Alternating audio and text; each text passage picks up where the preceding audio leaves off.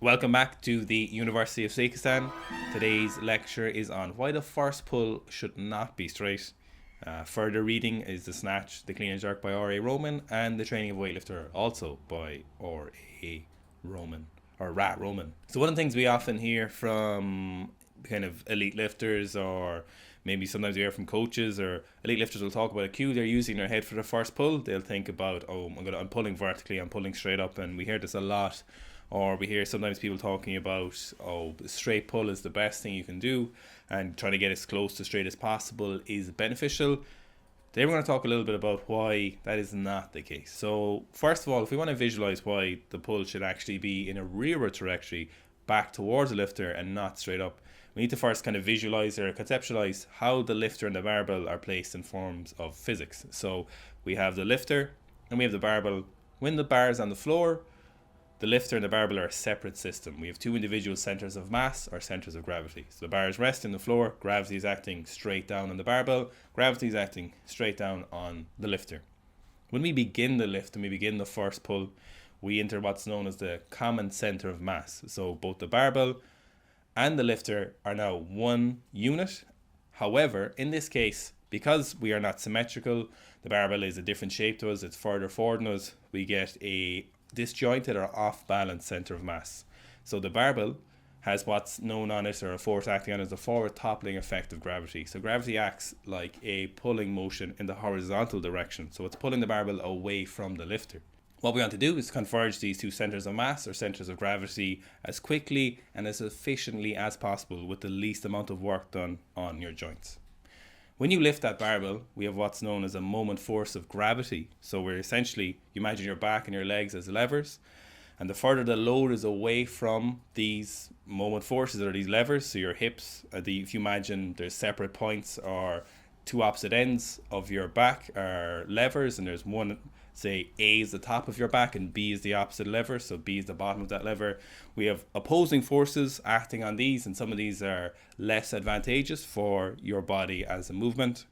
So if you were to lift the barbell straight up, we have greater force on your back, and it's pulling you forward in the horizontal direction towards the barbell. The barbell is bringing you with it. So this is not efficient, it's not effective. What we want to do is we want to move the barbell backwards off the floor. We want to converge these two centers of mass, or centers of gravity. We want them in a well balanced point. And if we do this rearward trajectory of the barbell, this gives us the most efficient use of our limbs and reduces the moment force of gravity on our upper back, or our back in general.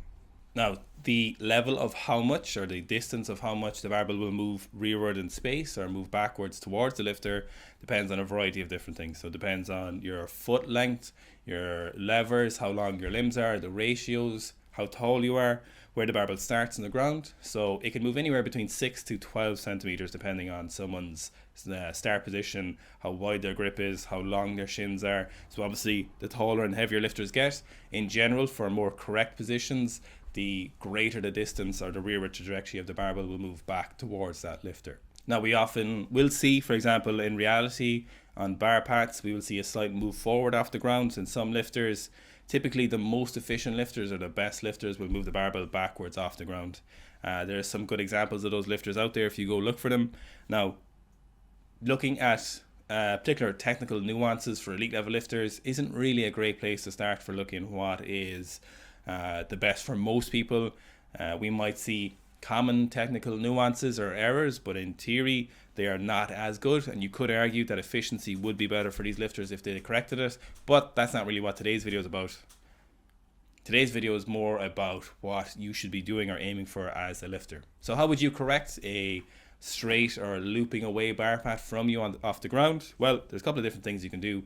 You can look at where the barbell starts. So you can look at where the barbell is in relation to your foot. So typically ground zero, or net zeros, where you should be, would be just over the base of your big toe. And then you will adjust your body, how high or low your hips are, how far forward or backwards your shoulders over the barbell, and in relation to how close your shin starts to the barbell off the ground. So when you are pulling, you want the barbell to start at a particular distance. Too far away, it will cause an excessive moment force, or excessive force to resist the barbell moving back towards you. It'll be too great a distance from you, and it'll be very hard for you to actively pull the barbell back in sufficient time with sufficient force, and eventually if the barbell gets too heavy, it'll be too hard for you to move it back towards you. If a barbell starts too close to you, if it starts too close over, say, the arch of your foot and starts too close to your shin, when you begin to straighten or extend your legs, the barbell will be too close and it will not be possible for the barbell to move back. The barbell will actually have to move straight up or out, and as we discussed, that straight up or out is less optimal. The other thing then you can do once you've settled on your correct bar pat is adjust your start position, so again where your hips and your shoulders are in relation to the barbell. Finally, then you can just start actively cueing or thinking about moving the barbell backwards off the floor towards you as a lifter. For some people, if you get a correct start position, correct weight distribution on your foot, your barbell will automatically move backwards in the correct direction, and this will be more optimal for you. Some people, however, will, with the correct direction, will still need to move the barbell back towards them or actively think about that for a period of time. So have a look at your bar pat, see what direction it's moving in, and let me know if it helps some things. Usually it feels a lot smoother, it'll feel a lot better, but it is a lot of work, and it's something that does not come naturally for a lot of lifters. Only comes in gear, is it?